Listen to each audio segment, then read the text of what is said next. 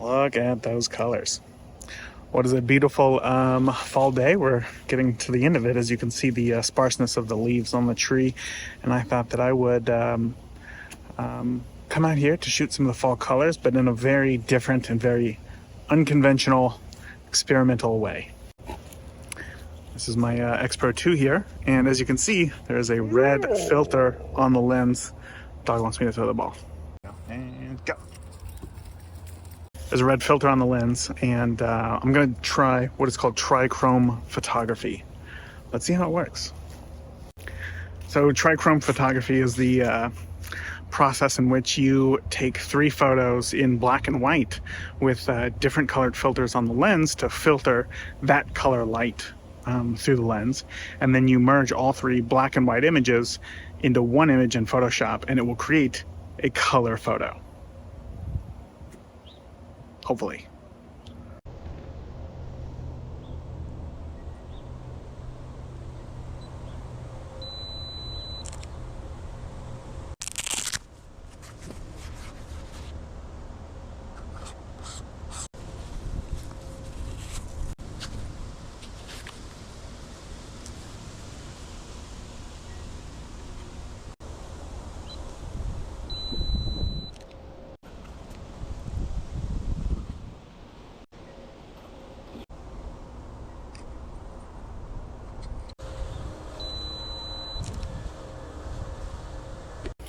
All right, let's go inside and see how this looks, because it is beautiful.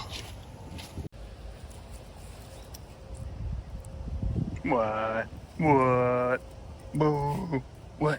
Oh. All right, we are here on my computer and I've loaded up the photos. I tried 2 different scenes here, and I actually found that in my Fuji camera there's an option to shoot black and white with simulated red, green, but then a yellow filter. So, or maybe it's red, blue, and yellow filter. Anyway, I wanted to see if those would work as well. And then I also took 1 photo in color just as a test to see how close we are to achieving, what can come out of camera. So we're gonna take. Let's start with this photo first. So this was the tree that I went outside and shot. So I'm gonna open the first one in Photoshop. There we go, and then I will right-click the second one in Photoshop. Right-click, third one, edit in Photoshop. And I shot them in order RGB. So the first one is the red filter, and then the green filter, and then the blue filter was last. And I did that because it's easy to remember RGB, right? So I'm going to go over here. And so I watched this video all about TriChrome Photography, and I'm just following these instructions, so we'll see how it goes. The first thing that I need to do is change all of the modes to grayscale. All right, and then this one to grayscale. Why I'm doing this, I actually don't know. But this is something that I would definitely learn more like in the future. And I could see myself doing that. But just to figure out how this whole thing works, I typically wouldn't do something like that. I'm just going to follow the instructions, and then if it doesn't work, then try to figure out where it went wrong, right? Okay, so I have all 3 of these layers, grayscale, grayscale, grayscale. They're all the same size. I'm going to go over here to the red one, and then click the hamburger over here, and then merge channels. Then I'm going to choose RGB color. I'm nervous. Like, I'm excited for this. I want to see how this goes. Okay, specify the channel. Okay, so since I shot them in order, the first one, this is why it's important to have your timestamp as your file name. Okay, so 139, 140, 141. Perfect. RGB. It's already done. Okay. Press OK. There we go. Okay. Well, that's not what I was expecting. All right, well, I'm gonna not save that one, and then we're gonna go ahead and try the this other one here with the leaves.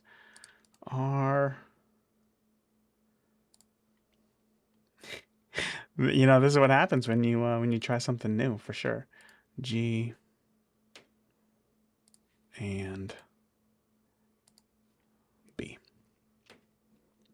RGB. Okay, same thing. Edit, mode, new, grayscale.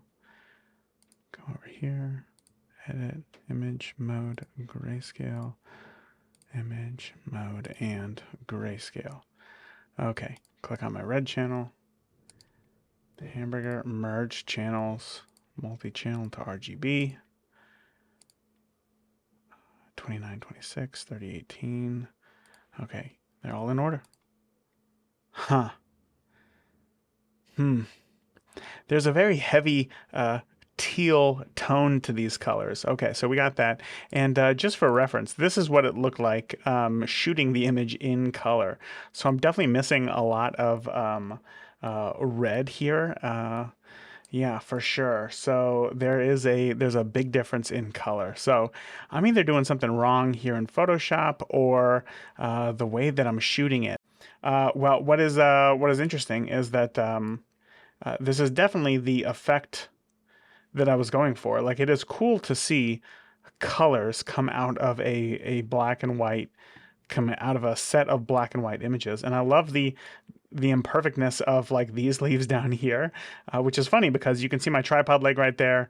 I must not have seen that in the sunlight. Was it over here? Yeah, of course it was.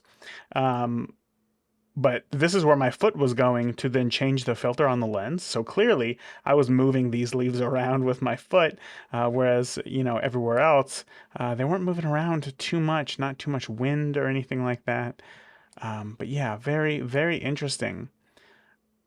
I think I'm definitely going to look into this more. But here, let's try something uh, different, little different, a little interesting here. I'm going to take so this would have been red, and then this would have been green. Okay, so I'm going to open up this image here. So in my my camera, my X Pro 2, I have the ability to shoot in black and white, but shoot it, and it simulates the colors as if it has either a red or green or a yellow filter on it, which were common for black and white.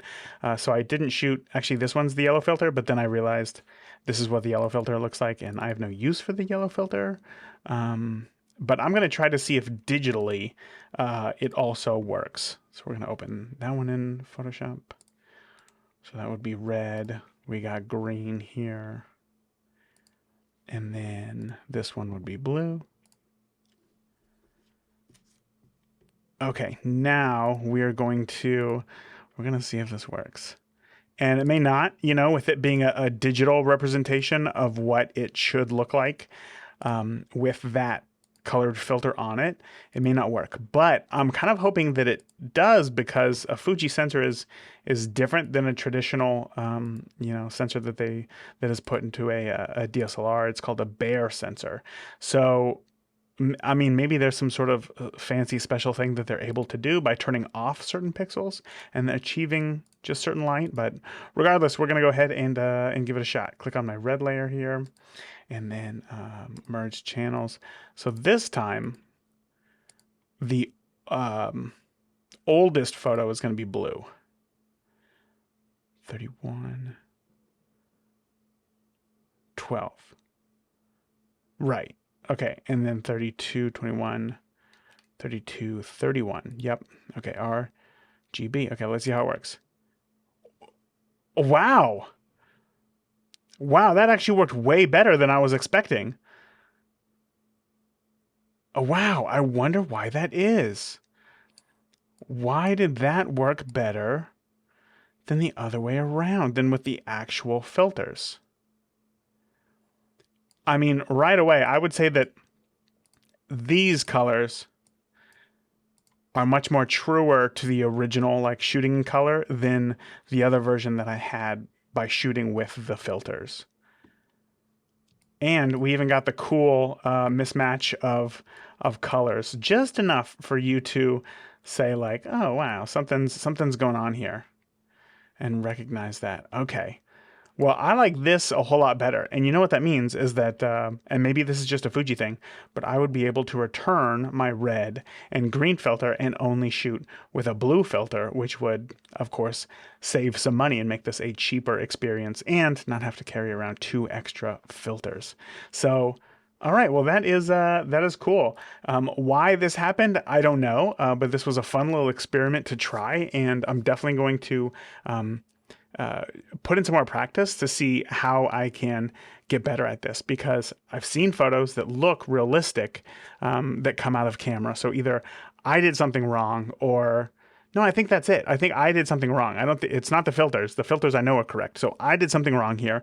I need to figure out what it is so that I can then go back out, reshoot with the right settings or way of doing it, and then be able to achieve better results. But honestly, I mean, this effect with this with the false colors, with the wrong colors, I really like that. And I think it's one of those things that like it's just interesting enough. When you look at this photo, you know that there's something just different about it to where it grabs your attention, but it's not so off that you're like, no, no, no, no, no. This something is completely wrong here. And I like that. Just a little bit of imperfection makes it feel a little bit more human, even though this is clearly a very digital process. So yeah, this was fun. If you got any questions for me, I'd be happy to, try to answer them if I can, even though I'm clearly not an expert. And then, but I would like to know, would you try something like this?